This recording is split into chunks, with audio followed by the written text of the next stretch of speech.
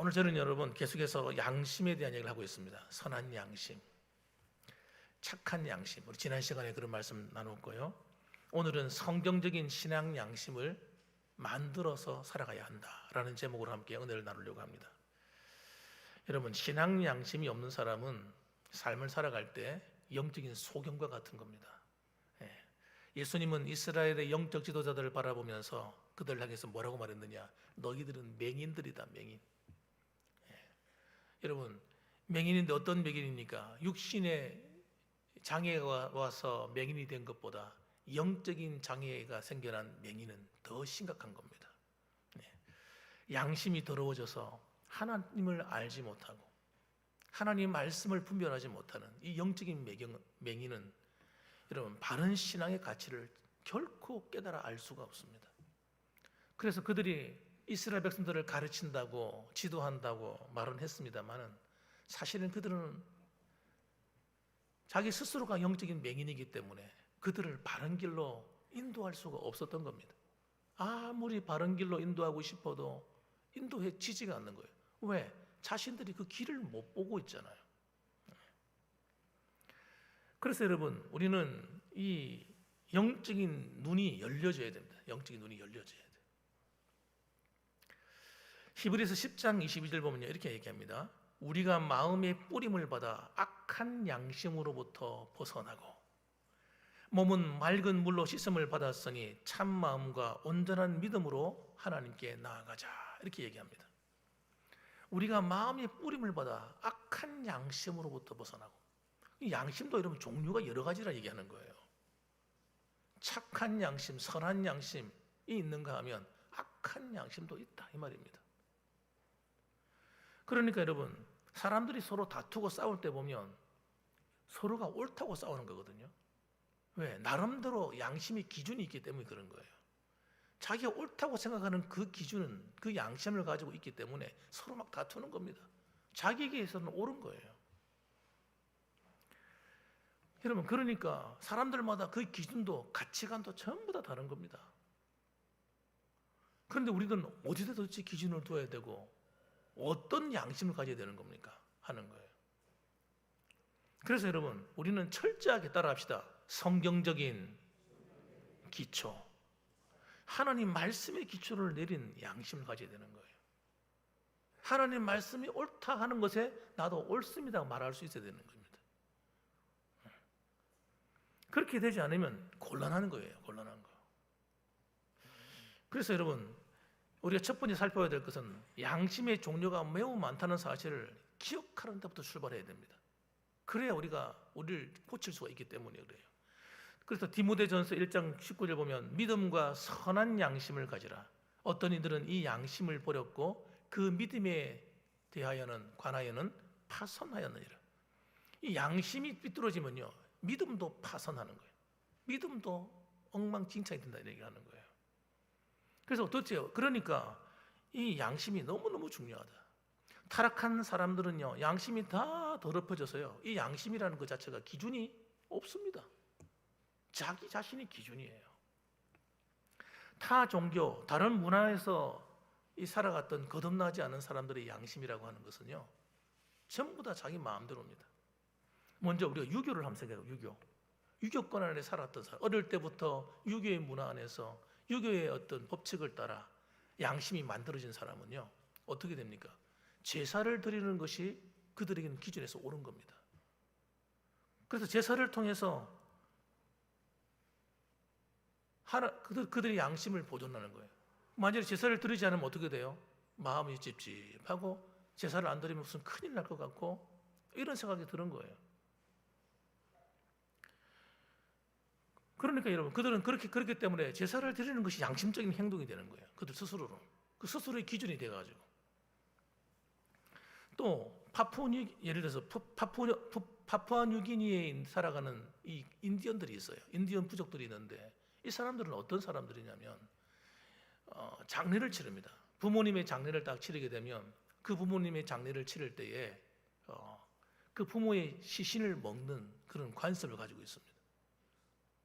우리가 볼 때는 아이고 저는 망측하고 정말 이건 못할 짓을 한다고 그렇게 생각할 거 아닙니까?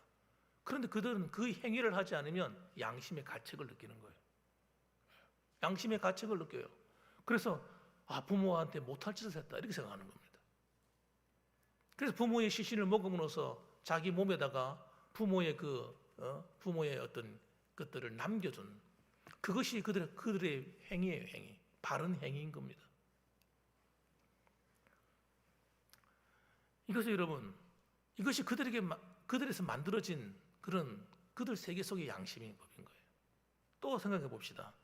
불교의 문화에서 살아온 사람 생각해 보세요. 불교의 문화. 이런 사람들은요, 4월 초파일 날 등달로 꼭 가야 되는 거예요. 등달로 안 가면요, 마음이 찝찝합니다. 개종을 해가지고 예수님을 믿어도 있잖아요. 처음에는 어떠냐 그러면 4월 초파일 날 등을 안 달면요, 마음이 찝찝해가지고요, 생각이 나는 거예요. 그러다가 교통사고가 나가 다쳤어. 그럼 어떻게 생각하겠어요? 내가 그날 등 달러 가야 되는데 등을 안 달아서 내가 이 사고가 났나? 이렇게 생각하는 거예요. 그러니까 여러분, 예수님을 믿어도 육신에 속한 사람들은 어떻게 생각합니까? 육신적인 삶을 살면서 그렇게 살아가는 이 더럽혀진 양심을 갖고 계속 살기 때문에 그걸 죄라고 여기지 않게 됩니다, 여러분.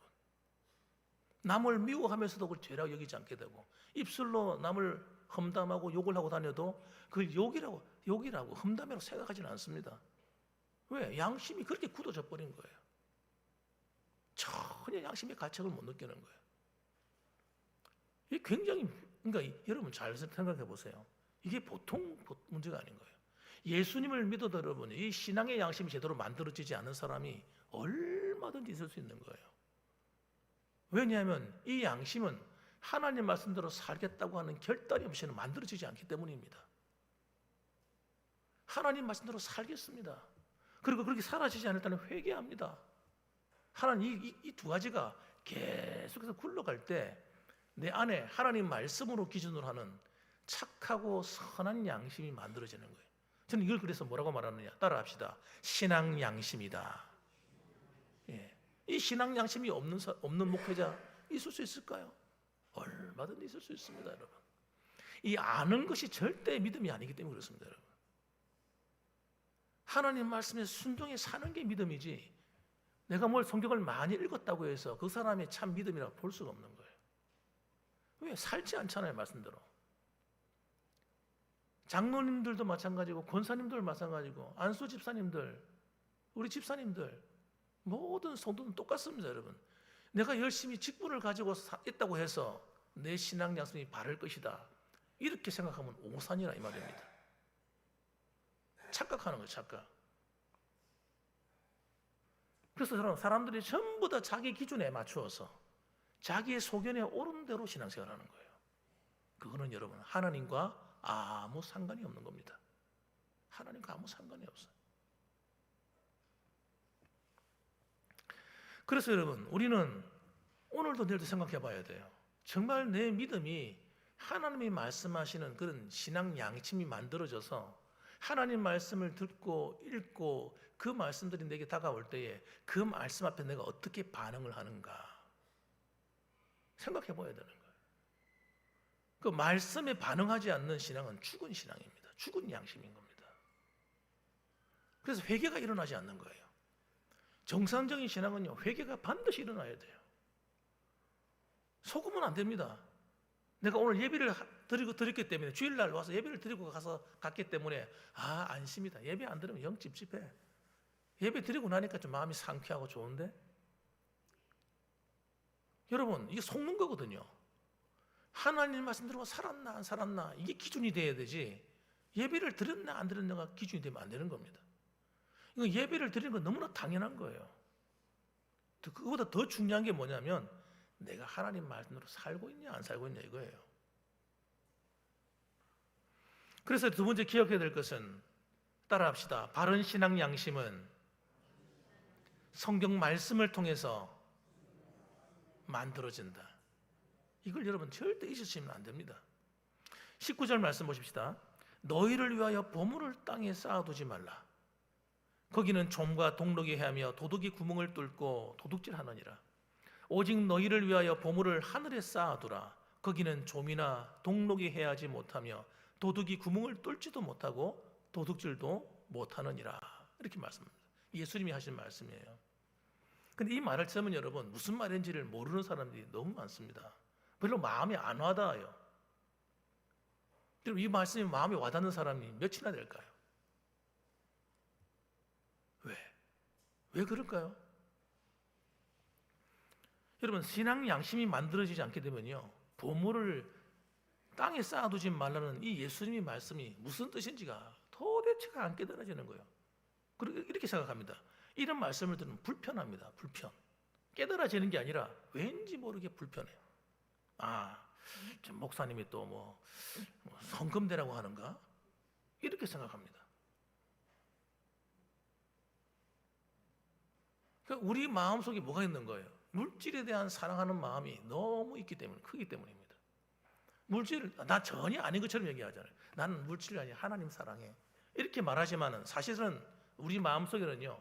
하나님보다 물질보다 하나님을 더 사랑해야 되는데 하나님을 사랑하는 것보다 물질을 사랑하는 마음이 더 우리 안에 있는 거예요. 그래서 이런 말씀을 들으면 피하고 싶은 거예요. 그래서 안 깨달아지는 거예요. 여러분 이 말씀은 뭐냐면요. 이 세상에 있는 모든 것은요. 유한한다. 유한. 한계가 있다는 거예요. 언젠가는 다 끝이 난다는 걸 얘기하는 겁니다. 이 세상에 있는 모든 부와 아름다운 이런 모든 이 아름다운 세계, 눈에 보이는 모든 것들은요. 부와 명예와 모든 것은요. 언젠가는 전부 다 사라진 날이 온다. 이 말입니다. 그렇기 때문에 여러분 영원한 것이 아닌 이 세상에서 우리는 나그네처럼 살아야 되고 나그네, 여기가 고향인 것처럼 살아서 안 된다는 얘기예요. 여기에다가 여러분 마치 여인 속에다가 모텔에다가 내가 며칠 살면서 거기에다가 냉장고, 고급스러운 침대, 고급스러운 가구 막 이런 걸 만들어 넣어놓고 사는 거와 똑같다는 거예요. 무슨 말인지 이해되십니까? 같이 신앙 양심이 어두운 사람은요 이게 분별이 안 된단 말이에요.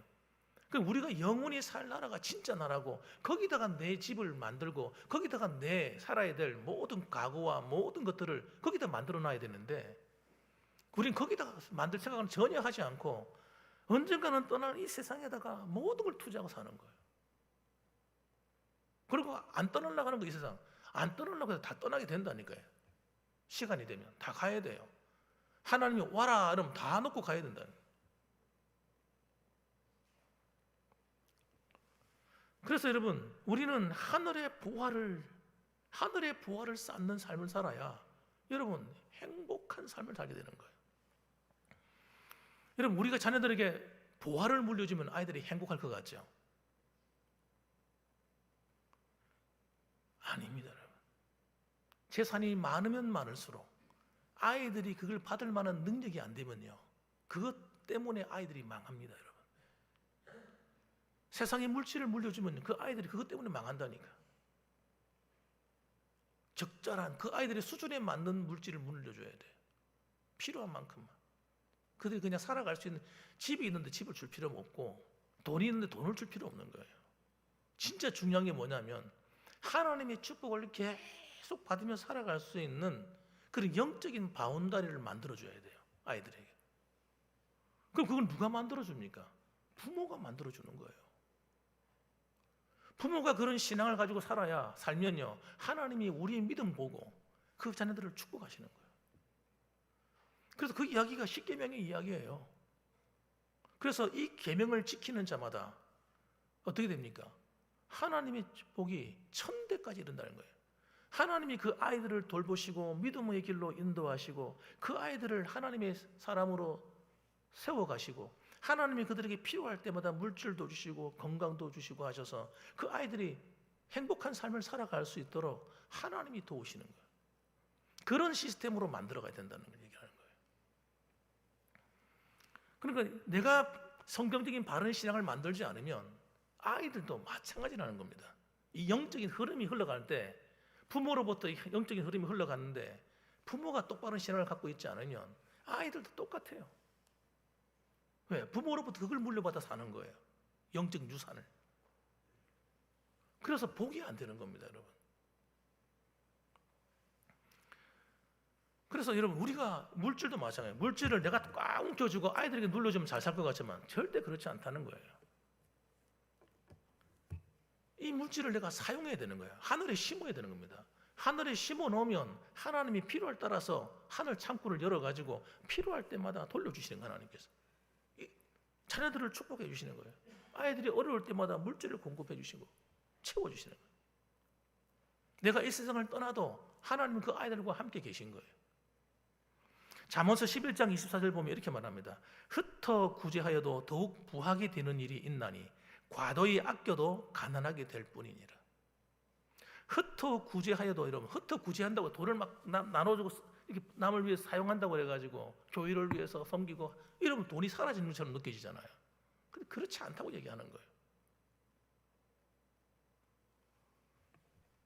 이게 놀라운 비밀이에요. 이런 이야기를 성경에 굉장히 많이 하고 있습니다. 잠언서 11장 25절에도 보면 구제를 좋아하는 자는 풍족하여질 것이요. 희한하지. 틀림없이 내가 내 있는 걸 막 흩어져 나눠주는데 내가 힘들고 어려울 때마다 물질이 돌아오는 거야. 하나님 채워주신다. 풍족해지는 거야. 남을 윤택하게 하는 자는 자기도 윤택하여지리라. 그러니까 여러분, 남을 대접할 줄도 모르고 남에게 맛있는 음식 사주지도 않고 자기 가족들만 맛있는 거 많이 먹고 이렇게 살아가면요, 자기를 위해서만 심는 거예요. 그건 하나님과 아무 상관없는 겁니다. 어려운 사람을 돕고 다른 사람을 돌아보고 교회를 위해 봉사하고 이렇게 살아가야 하나님이 우리가 힘들고 어려울 때 또 채워주시고 채워주시는 거예요. 그래서 풍족해지고 모자람이 없게 되어버리는 인생을 살게 되는 겁니다. 그리고 이 물질이 흘러넘치는 이 비결을, 이게 신앙 양심이 만들어지면 이게 보인단 말이에요. 신앙 양심이 만들어지면요, 물질이 흘러가는 게 보여. 아, 내가 이렇게 해야 되겠구나. 이렇게 심어야 되겠구나. 이게 눈에 보인다고. 아, 내가 이렇게 살면 우리 아이들이 복을 받겠구나. 이게 눈에 보이는 거예요. 이게 안 보이는 사람은요, 하늘나라가 안 보이는 거예요. 하늘나라가 안 보이고 이 땅의 것만 보이는 거예요. 그래서 악착같이 어떻게 해요? 더 많이 가지려고 하고 악착같이 그러다 망하는 겁니다. 물질이 복이 하나도 안 되는 거예요. 따라합시다. 있을 때 나누고, 있을 때 나눠야 돼요. 없는 걸 어떻게 나누겠어요? 안 그렇습니까? 있을 때 나누고 섬기는 거예요. 그런 물질을 통해서 하나님이 축복해 주는 이런 영적인 눈이 열리는, 이 영적인 눈은요, 신앙 양심이 갖춰지지 않으면 절대 보이지 않습니다. 보이지가 않아. 보이지 않기 때문에 사용할 수가 없는 겁니다. 예를 들어서 우리 신약에 나오는 초대교회를 보게 되면 하나님께서 이방인들 가운데 제일 먼저 복음을 전해주는 사람이 있어요. 하나님이 늘 그 마음에 걸려 있는 거예요. 저 영혼을 내가 빨리 구원해야 되지. 그 사람이 어떤 사람이냐? 로마의 백부장입니다. 이름은 고시예요. 우리 교회도 고시가 있는데 고넬료라는 사람입니다. 이 고넬료는 성경이 이렇게 기록했어요. 구제와 기도를 힘썼더라. 구제와 기도. 구제하는 건요, 절대 쉽지 않습니다. 돈 아깝지 않은 사람 어디 있습니까? 그런데 그 물질을, 옥합을 깨트려 가지고 다른 사람을 섬기고 돕는데, 로마 백부장이 유대인들하고 무슨 상관이 있어요? 그런데 유대인들을 위해서 그렇게 애를 쓰는 거예요. 그러면서 하나님께 열심히 기도하는 거예요. 그러니까 하나님께서 베드로를 보내는 겁니다. 환상을 통해서 베드로에게 나타나시고 또 고넬료에게 나타나셔서 이방인 중에서 제일 먼저 예수 믿는 사람으로 만들어 버립니다. 이건 엄청난 축복이 벌어진 거예요. 고넬료에게. 그다음에 사도행전 99장에 보게 되면요, 그 욥바에 가면 다비다라는 사람, 여제자가 있습니다. 또 도루가 이렇게도 얘기하는데, 이 여자 제자가, 성도가 얼마나 선행을 위해서 애쓰는지, 하여튼 돈이 있으면 늘 착한 일 하고 구제하고 남을 도와주고 너무 사람이 정말 이 신앙 양심이 바르게 된 사람이라. 그러니까 여러분, 주변에서 이 사람들을 보고 너무 훌륭하다고 칭찬도 많이 하는데 어느 날 병이 걸려가지고 죽은 거예요. 그래서 씻어가지고 이 사람을 씻어서 이제 염을 해가지고 다락에 딱 올려놓은 겁니다. 마침 베드로가 지나가다가 거기 들렸는데 사람들이 전부 다 몰려와서는 베드로 앞에서 울면서 하는 이야기가, 베드로 사도님, 이 도르가가 너무 착하고 선한 일을 통해서 우리를 많이 도와주었는데 그에 이렇게 빨리 데려가시는 건 너무너무 섭섭합니다. 그가 이렇게 빨리 돌아가는 게, 빨리 죽은 것이 너무너무 우리 마음이 섭섭해요. 그래서 막 울면서 매달리는 거예요. 그러니까 이 베드로가 하나님께 기도하기 시작해요.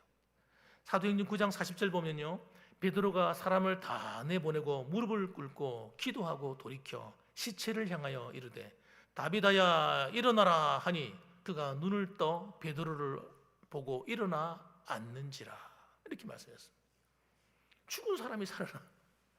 여러분, 하나님 마음에 합하면 여러분 죽은 사람도 살리는 거예요.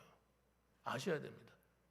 우리의 신앙 양심이 바르게 되어서 살지 않으면 다른 사람 앞에 존경 못 받습니다. 내 스스로는 옳은지 모르지만 다른 사람이 날 인정해 주질 않아요. 왜냐하면 인정받는다는 건 내가 희생해야 되기 때문에, 내가 희생한 만큼 인정받는 거예요. 그걸 누가 희생하고 좋아하겠어요? 남을 위해서. 하나님은 그렇게 여러분, 하나님을 바르게 섬기는 사람들을 향해서 오늘도 내일도 그 사람들을 눈에 넣어도 아프지 않는 귀한 하나님의 백성으로 생각하시고 필요하면 죽은 사람도 살려주시는 거예요. 세 번째로 여러분, 신앙 양심은 영적인 눈의 기능을 합니다. 우리 처음에 서론에서 말씀드린 것처럼 영적인 눈이 돼요. 이 신앙 양심이 바르게 된 사람은. 여러분, 신체 기관들 가운데서 눈은 얼마나 중요합니까?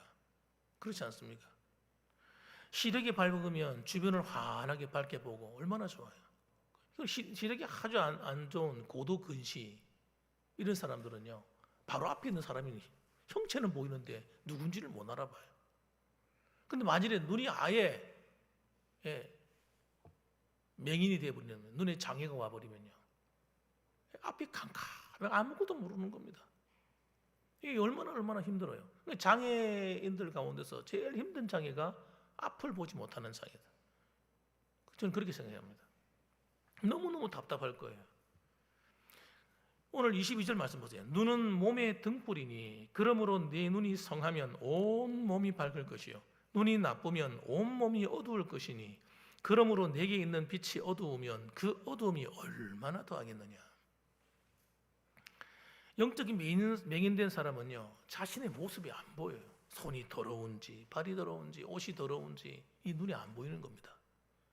그러니까 여러분, 이 자기가 잘 살고 있는지 못 살고 있는지도 모르는 거예요. 영적인 맹인된 사람은요, 바른 믿음의 길로 갈 수가 없어요. 안 보이니까. 유다 백성들이 나라가 멸망할 때 예레미야가 선지자가 가서 열심히 하나님 말씀을 입이 아프도록 전하는데 사람들이요, 예레미야 말을 들을 생각도 하지 않고 회개하지도 않습니다. 나라가 멸망한다, 큰일 났다, 지금 돌아오라, 그렇게 말해도 안 듣습니다. 왜 그렇습니까? 영적인 맹인이라 그들 앞에 놓여있는 하나님의 심판을 못 보는 거예요. 하나님 말씀의 길이 이리 가라 하시는데 그 길로 안 가고 자꾸 엉뚱한 길로 가는 겁니다. 왜? 양심이 기능이 잘못되어 있는 거예요. 그래서 여러분, 우리 신앙 양심이 만들어지려면 여러분, 다른 방법이 없어요. 이 갑자기 하나님께서 다 해주면 좋겠는데 하나님이 해주질 않아요. 우리가 만들어 가야 되는 거예요. 거듭난 성도들에게 이 거듭난 양심을 딱 주시면 이 양심을 관리를 잘해야 되는 거예요. 어떻게? 따라합시다. 하나님 말씀과 계명에 순종해야 만들어진다. 하나님 말씀에 순종하지 않고 십계명의 말씀을 무시하고 살면요, 이게 안 보입니다. 만들어지지가 않아요. 잘못되면 어떻게 돼요? 회개해야 되는데 이 회개가 안 됩니다. 오랫동안 그렇게 살은 사람은요, 회개가 안 돼요. 회개할 게 하나도 없어요. 이게 기가 막힌 거예요. 그래서 하나님 말씀을 붙들지 않으면 회개가 안 되도록 돼 있어요. 그래서 십계명이라도 붙들으라 이거, 십계명이라도. 그래서 기도할 때마다 가지고 기도하는 거예요. 주기도문 가지고 기도해라. 왜? 주기도문 이렇게 기도하라고 했는데 하나님께 불순종하고 주님의 말씀 안 듣고 주님 가르치신 대로 기도 안 했잖아요. 주님이 얼마나 가슴이 답답하겠어. 야, 이렇게 기도하면 너희들 사는데. 그래서 여러분, 우리는 주기도문으로 돌아가야 돼요. 주기도문을 암송해서 끝내면 안 되고 주기도문을 붙들고 한 절 한 절 붙들고 기도해야 되는 거예요. 그래서 하나님의 나라가 내 안에 임하도록 돼야 되는 거예요. 그러면 그렇게 할 때 어떤 일이 벌어요? 이게 반복해서 이게 단시간에 만들어지지 않거든요. 이게 만일에 여러분 오늘 하루 회개하면 딱 만들어지면 얼마나 좋겠어요. 근데 오늘 하루 한다고 되는 문제가 아닙니다. 한 달 하면 되겠습니까? 한 달하고 만들어질 수 있겠죠. 그럼 그 수준이 미미한 거예요.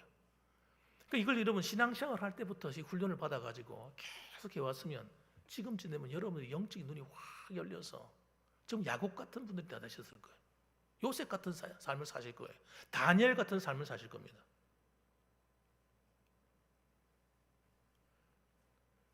하나님의 음성을 듣고 하나님의 인도함을 받고 마음이 청결한 자는 하나님을 볼 것이며, 여러분 이 마음이 청결하다는 말이 신앙의 양심이 착한 양심이 됐다 얘기를 하는 거거든요. 회개해가지고. 그래서 여러분 신앙 양심이 만들어지면 놀랍게도 이 영적인 눈이 열려서 하나님과 아주 예민하게 하나님과 만나지게 됩니다. 하나님 음성을 탁 들으면 금방 내가 반응하게 돼요. 성령이 강력한 이끌림을 받게 돼요. 신앙생활이 여러분 차원이 달라져 버립니다.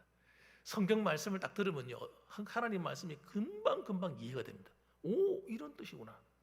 오, 저런 뜻이었어. 어느 순간에 여러분 만들어지는 것이 아니라 이걸 1년, 2년, 3년, 4년 계속 하셔야 되는 거예요. 언제까지요? 죽을 때까지. 너무 잔인하게 말씀하셨어요.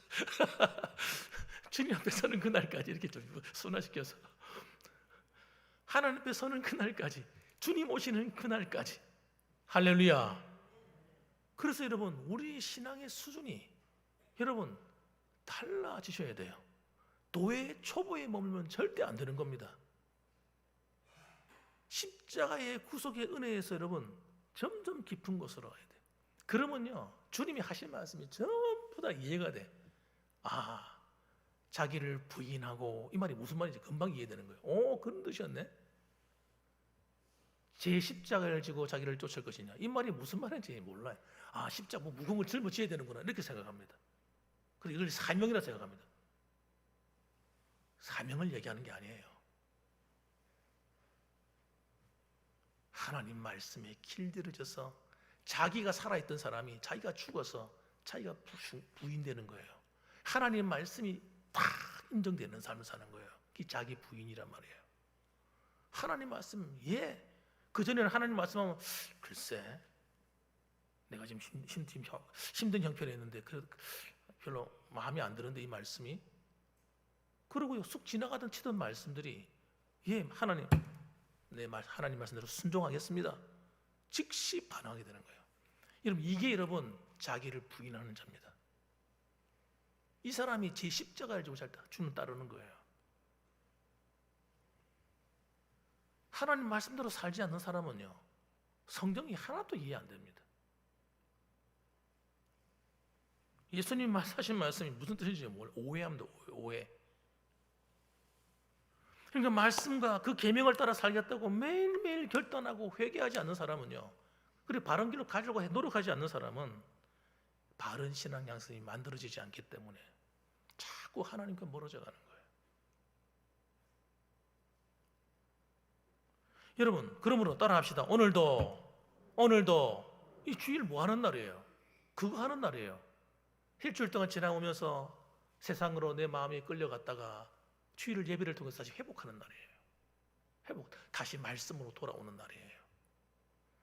그래서 따라합시다. 오늘도 하나님 말씀 앞에 결단하겠습니다. 또 결단에 또 일어서 달려가야 되는 거예요. 주저앉지 않아야 되는 겁니다.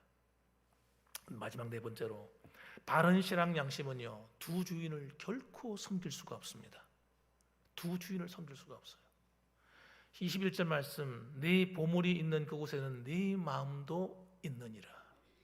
그러니까 이 보물, 이 물질을 어떻게 쓰는가 딱 보면요, 그 사람이 어디에 주로 신경을 쓰고 있는지, 어디에 마음을 두고 있는지를 금방 알게 됩니다. 물질을 어디에 쓰고 있는지. 주로 물질을 어디에 쓰세요? 물질을 자기만을 위해서 확 쓰는 사람은요, 그 관심 자기 밭에 다 있는 거예요. 물질을 자녀들에게 막 쓰는, 자기는 막 아껴 먹으면서 뭐 절약하면서 아이들을 위해서 막 펑펑 쓰는 사람이 있어요. 그 사람 마음은 어디 있어요? 자기 자식들에게 다 가 있는 거예요.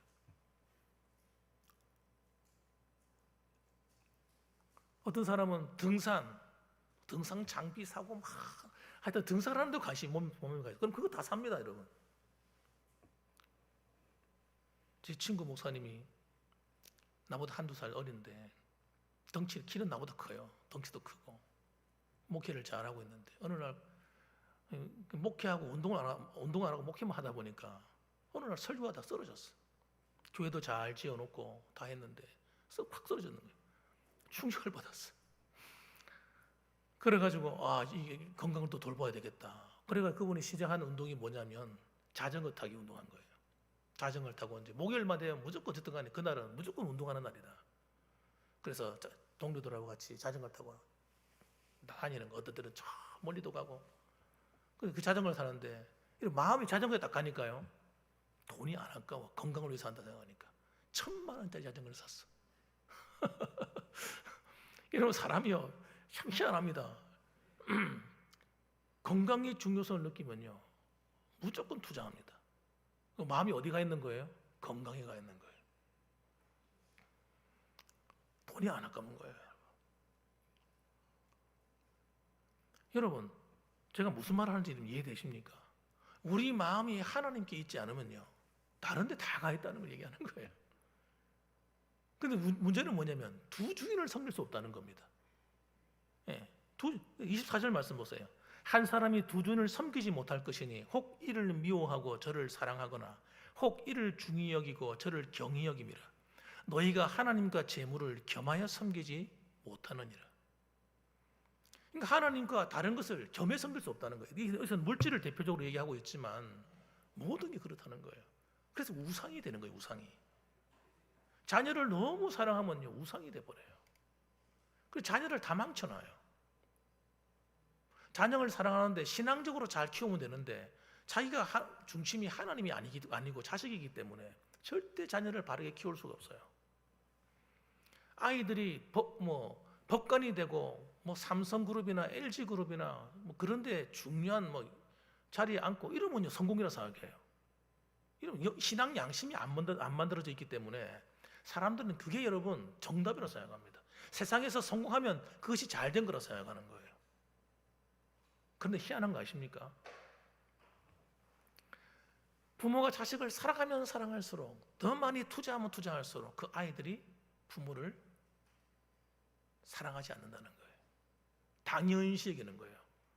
부모가 자기한테 하는 행위를 당연하게 여긴단 말이에요. 그런 아이들이 내가 투자한 만큼 효도를 해주지 않습니다. 그런데 여러분 좀 못해주고 좀 잘 대해주지 않아도 아이들에게 바른 신앙을 물려주면요 그 아이들이 부모를 반드시 공경하게 돼 있어요. 왜? 십계명 하나만 붙들어도 돼요. 내 부모를 공경하라. 성경이 가르치잖아요. 바른 신앙 양심만 그 아이들에게 흘러 들어가면 그 아이들이 알아서 부모 효도하고 알아서 여러분 하는 거예요. 그 물질의 축복도 여러분 부모가 바른 신앙이 딱 돼서 그 신앙이 흘러가면 하나님 중심으로 딱 흘러가면요 물질은 내가 안 줘도 돼요. 하나님이 주신다니까. 하나님이 주시는 인생이 돼야 됩니다. 하나님이 축복하는 인생이 돼야 돼요. 그게 부모가 자식을 위해 해줄 수 있는 최고의 사랑이에요. 최고의 사랑. 그래서 주님 하시는 말씀, 그 다음에 나오는 말씀, 그렇게 얘기하는 거예요. 야, 25절에 보면 내가 너에게 말하는데 목숨을 위하여 무엇을 먹을까, 무엇을 마실까, 몸을 위하여 무엇을 입을까 염려하지 마. 이 말이 무슨 말이에요? 내가 다 알아, 내가 다 해줄게, 이 말이거든요. 우리가 하나님 중심에 딱 서서 하나님만을 최고의 나의 왕으로 섬기면 물질이나 건강이나 나머지 모든 우리의 기도의 제목들은 하나님이 알아서 해준다는 거예요. 여러분, 이 비밀을 여러분 깨달으셔야 됩니다. 여러분, 우리의 신앙 양심이 이걸 이해할 수 있는 신앙 양심을 되어 있어야 돼요. 야, 여러분 27절 보세요. 너희 중에 누가 염려함으로 그 키를 한 자라도 더 할 수 있느냐? 여러분, 내가 걱정하고 염려한다고 내 키가 자랍니까? 절대 그렇지 않다는 걸 얘기하는 거예요. 내가 할 수 없는 일, 그거를 내가 하려고 노력한다고 되는 문제가 아니라는 거예요.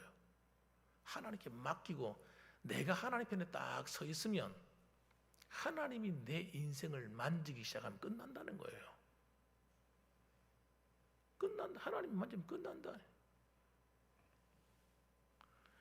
그러니까 이 신앙 양심이 만들어지지 않으면 여러분, 어떤 정치가든 목회자든 성도들이든 여러분 누구라도 양심을 다 팔아먹고 사는 겁니다. 다 팔아먹고 사는 거예요. 그래서 정치가도 보면 자기의 욕심을 따라서 뒤에서는 전부 다 나쁜 짓 하며 사는 거예요. 직분은 교회 장로고 직분은 교회 집사고 뭐 이런 사람들, 정치인들 얼마나 많습니까? 말씀대로 안 사는 거예요. 신앙 양심이 삐뚤어져 가지고.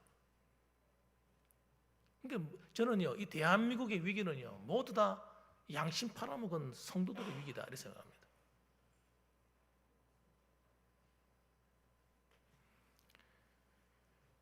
잠언서 4장 23절 마지막으로 말씀드리겠습니다. 무릇 지킬 만한 것보다 따라합시다. 더욱 네 마음을 지키라. 생명의 근원이 이에서 남이니라. 이 마음이 신앙 양심을 말하는 겁니다. 이 신앙 양심을 지켜야 됩니다. 생명의 근원이 여기서 난다. 그래서 여러분 오늘도 하나님 말씀에 예민한 성도들이 되셔야 됩니다. 그래서 하나님의 성령의 인도함을 받으셔야 돼요. 하나님이 여러분을 축복하는 성도가 되셔야 돼요. 반드시 되셔야 되는 거예요. 그래서 여러분 오늘도 내일도 변함없이 하나님께서 허락하시는 이 믿음의 길을 온전히 달려가서 믿음으로 승리하는 저와 여러분들 다 되시기를 주님의 이름으로 축원합니다. 아멘. 기도하겠습니다.